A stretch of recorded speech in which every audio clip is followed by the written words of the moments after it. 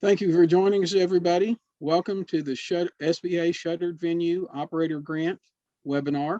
This is the 9th in our Navigating Your Business Through COVID-19 webinar series. These webinars are being recorded and will be available for review on our website approximately 24 hours after the session. Today's webinar provides the latest updates on the SVOG portal opening and application process from the SBTDC Business Resiliency Program SVOG specialists. The Small Business and Technology Development Center is an SBA partner and will be providing technical assistance to SVOG applicants. I'm Bob Weston, the director of the SBTDC statewide COVID-19 Business Recovery and Resiliency Program, a CARES Act funded initiative expanding our capacity to assist small businesses in successfully navigating the COVID-19 crisis. I'd like to welcome you on behalf of Byron Hicks, our Executive State Director. Byron was named the State Director of the Small Business and Technology Development Center in January 2021. He also serves as the Assistant Vice Chancellor of Business and Technology Extension Programs in the Office of External Affairs, Partnerships, and Economic Development at NC State University. The SBTDC is the Business and Technology Extension of the University of North Carolina system. For over 36 years, the SBTDC has been a resource for business owners, providing confidential counseling, educational programs, and connecting them to the university resources that help them make their businesses better. The SBTDC operates 10 regional centers across the state that are hosted by our UNC system campuses, with 16 offices serving all 100 North Carolina counties. Business resiliency counselors are now embedded with each of our regional centers to assist you during the COVID-19 crisis. If you'd like to request a virtual appointment with one of our business resiliency counselors, go to www.sbtdc/ERFC. I'd like to turn it over now to Ashley Swanger with our Business Resiliency SVOG team to introduce the program. Thanks, Bob. Again, welcome everyone. We know everyone's been diligently trying to get their applications in, and there may still be a few questions out there. So we did want to provide another webinar, give opportunity to people to ask maybe those last minute questions that you have. So let's take a moment to introduce our SVOG team here. We have Paige Griffin, Joseph James, Cynthia DeVita Cochran, all part of the deep dive team and associated with universities across the state. Our agenda today is a briefer one than we've had with past sessions. As a reminder, the presentation is going to be recorded. It will be shared. The slide deck will also be shared. And if you have questions, if you want to go ahead and use the Q&A box, you can do that and ask your questions. We did have some questions that were submitted as part of the registration, and we are going to touch base on those. We're going to go over just kind of the latest updates to the portal. Most of them are probably things you're familiar with, but we'll touch on them. We'll do a reminder about resources, and then also share where you can keep up with webinars that are upcoming on some of the other programs that are available as well. So the portal officially reopened on Monday at 12. If you need technical assistance, you need to call the 800 number. It's 1-800-659-2955, and you can get technical assistance for the portal there. We unfortunately are not able to offer any technical assistance for the portal. So if you need a password reset, if you are having a browser issue or having trouble with your QR code and you need something reset, that's the number that you'll need to contact in order to get some assistance there. And the call center is open 24/7 until the demand subsides. Normal hours are from 8 to 8. So just a reminder about how you can get some help if you are having any technical issues. And next slide, please. Along those lines, just for awareness, as a reminder, the portal is being set up with a waiting room to help manage applicants. That can be just trying to get to the portal site itself. If you click on it, it might tell you you're going to have to wait 2 minutes and then we'll let you in. So they're just trying to, they set that up as a tool to keep, to establish a queue and to try and keep the site from being overloaded. So your place in line will be held when you are trying to reach those sites. And that is also a process that's throughout the application as well, at different stages where it's important that you don't get kicked out of a site or it doesn't lock up or something of that nature. So that is just one of the functions of the portal and the way that it was set up. So now I'm going to turn it over to Paige and we're going to talk through some of the questions that were pre-submitted. We'll note that we received a question, a specific question from a government-owned entity related to the 4506T. We do have that question in with some of our contacts with the SBA and are trying to get an update on that. So we may not have a whole lot of updates to share for that particular question in this session. So Paige, I'll turn it over to you.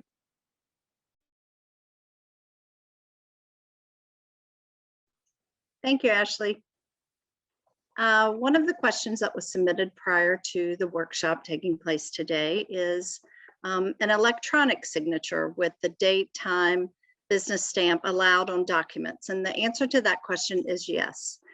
There are 4 requirements that the SBA has to create, to legally create and enforce your signature, and that is an electronic signature. You must have the intent to sign. There has to be a logical association for it, and then also identification and authentication. And in these slides that will be provided for you after this webinar, there'll be a link for the statements on those e-signatures. Another question, how do you know or how do you acknowledge capital campaign money without jeopardizing the ranking in priority? So the capital campaign money must be included in the priority 1 and 2, which is your gross revenue total. Capital campaign money is not included in your earned revenue total, which is the 3rd priority. The next question is the covered period for the proposed budget. Your budget should cover the use of funds over the 12-month period from the award date. The only exception to this is if you actually are in the supplemental funding, and then at that point you will have 18 months. But most of us fall within that 12-month period that you will have from your award date. And now I'm going to turn it over to Joseph James. Thank you, Paige, and hello, everyone. So a couple more questions that we got prior to the webinar. One is, will the application number be supplied for the 4506T during the application process? And the answer to that is yes. If you look at the application user guide, it'll show you graphically, exactly where you would pull that from and insert it there. One thing I want you to keep in mind when you're looking at the 4506T is in the actual form, on that line, it says in parentheses, see instructions. If you go down and look at the instructions further down in the document, it suggests that that line is not required, but it is. So keep that in mind. You have to put this customer file number in that line. Next is just distinguishing between the gross earned revenue and earned revenue. And that is, those are treated equally. So they mean the exact same things, and they're essentially just revenue from the exchange of goods and services for money, basically. So selling tickets, selling concessions, things of that nature. It does not include grants or other sources of revenue income. And I think we're ready to start the open Q&A. So turn it over to Cynthia. Thanks, Joseph. And again, thank you guys for joining us today. We have had one question asked and answered, but if you could take a few minutes, if you have any questions, go ahead and type those into the Q&A box so that we can address them live. We'll be happy to do that. I did want to remind everyone that this will be recorded and should be available in 24 hours. So you can check on our website tomorrow so that you can review any of the information that we provided, and all of our recordings on the SVOG program are available there. So they can be really helpful if you've got questions and you haven't been able to connect with someone to get that answered. You might be able to find the answer on that in those webinar recordings. However, I would also suggest that you request a virtual appointment with an SBTDC business counselor by going to sbtdc.org/ERFC, which is just an electronic request for counseling. So that way we can connect you with a one-on-one conversation with a counselor who's knowledgeable about the SVOG. We've been doing this for a few weeks now, and hopefully we've been able to answer most questions that are out there. So if we can't get an answer for you right away, we can reach out to our additional resources to see if we can get any kind of more complex questions answered for sure. It looks like we've had one question asked and answered, so I'm going to go ahead and read that. But if anyone has additional questions, again, I'd ask that you go ahead and enter them into the Q&A box. The question Ruth Stevens had is, if we forget to upload a document, is it okay to upload to the site afterwards? There is a place to do that, ? And do we have any knowledge that those documents will be reviewed as part of the application? Ashley answered that. Do you want to give us a verbal answer as well, Ashley?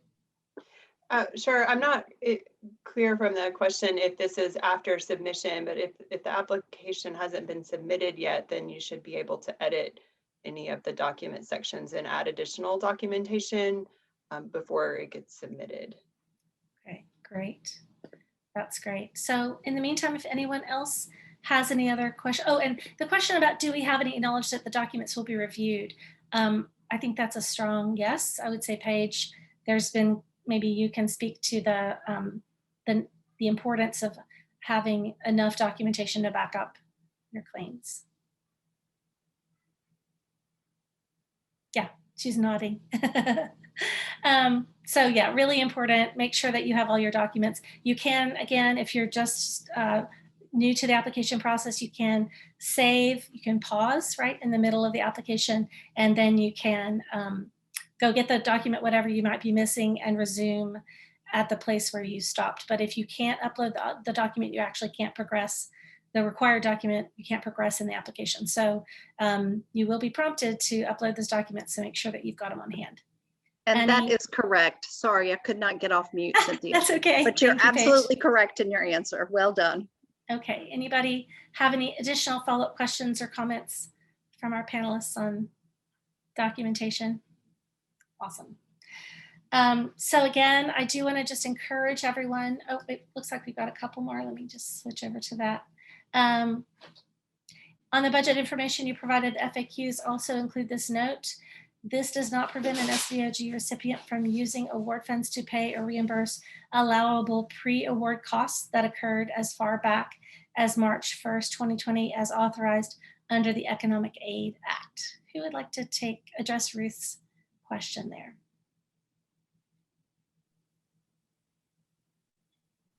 Joseph, you want to tackle that? Well, if the question, I'm not entirely sure what the question is in there, but if it is about how you do that, I would just say record that in your budget, that you're using it to pay for an expense that was incurred, an authorized expense that was incurred previously. Does that answer your question, Ruth, if that answers the question, let us know. And if not, maybe you could clarify specifically what your question is. You've got a quotation from the FAQs, but we're not sure exactly what you're asking there. Oh, Ruth says that. Thanks. That's how she took it. Okay, so Mary is asking, on Monday, my authenticator didn't work. I did get my application submitted yesterday after I got in on Monday, and then not able to get the application. When was I documented as getting in? So that's a good question. Is it when the application's completed, I guess, is when she gets in line, right? At the completion time. Is that correct? Paige is nodding yes. Ashley? Yeah, that's the way I think that we understand that that's applications as of submission date is how they'll prioritize them, or how you'll be in line, if you will. Right. And Line, do you want to speak maybe, Paige, to the prioritization levels? Right, because the first and second is depending on the amount of loss that you've had. And so those are the first and second priorities. Everybody is allowed to submit at one time.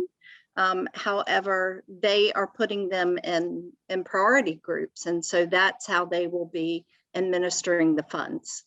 Right. And the first priority is 90% loss.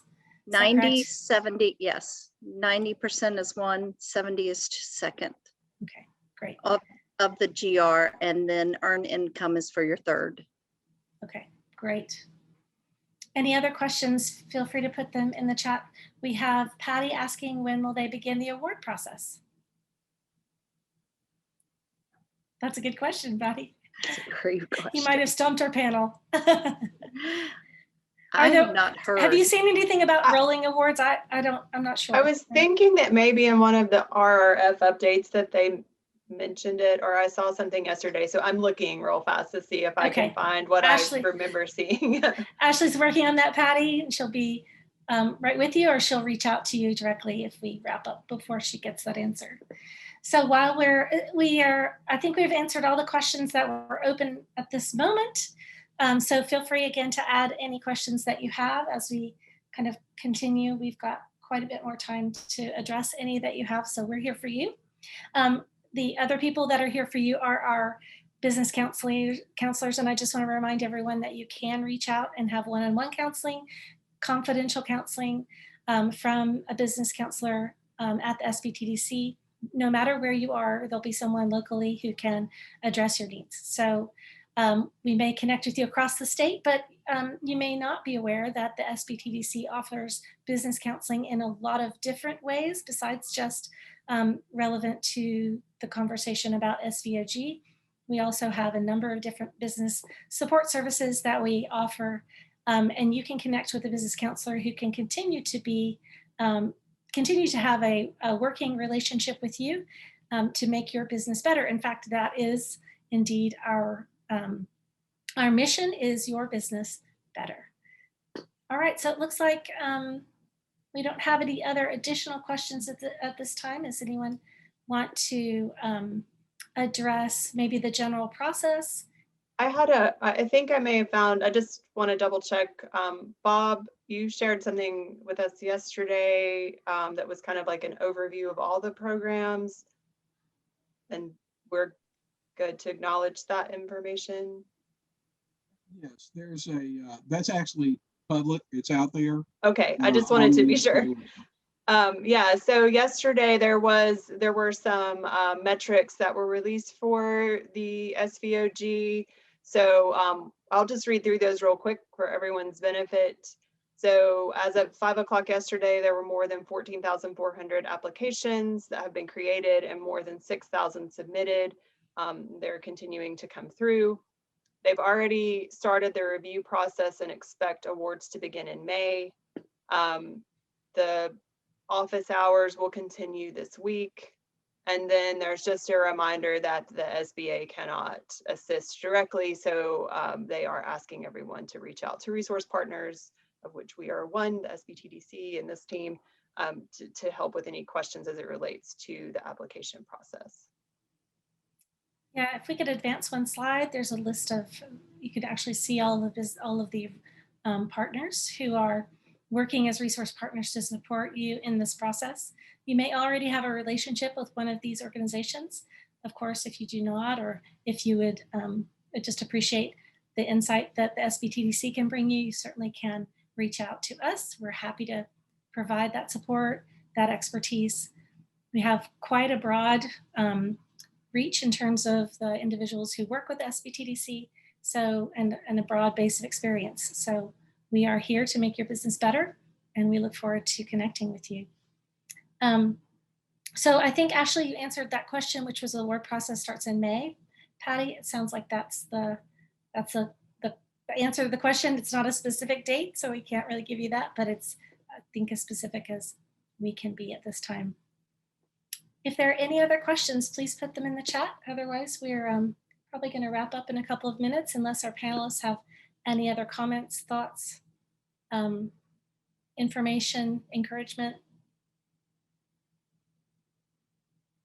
thank you for letting us serve you. We have had some really interesting questions that we've had to do quite a bit of homework to find the answer for, and we're happy to do that. So if any of you if questions pop up afterwards, again, if you could back up one slide, Catherine, don't forget that you can view all of these webinars and indeed other webinars, for instance, on the additional SBA grant and disaster funding that we've been able to support and provide information on. Those are available at sbttc.org/coronavirus/webinars. And again, you can connect with a business counselor by reaching out at sbttc.org/ERFC. If that's all the questions, I think we probably want to wrap up unless our panelists have any other comments to make. Otherwise, I just want to thank everyone for their hard work. All of these panelists have spent late nights reading lots of material and weekends so that they could be a resource for you. So please, Mary actually has a thank you. Mary Adair says, I want to thank you for your assistance last week. That's very kind, Mary. Thank you. It's always nice to know that what we do has an impact. So. Cynthia, I just wanted to note that, again, we did have that outstanding question related to the tax form, and we are still trying to follow up on that. So to your point, any other questions people have, they can still contact us. But that particular one, as soon as we see any response on that, then we'll share that update as quickly as we can. And we've reached out directly to the SBA for Yes. guidance on that. Great. Yeah. All right, that's it then. I think we have any other questions, comments, thoughts, you certainly can reach out to us. We'd love to connect with you and help you to continue to grow your business across North Carolina.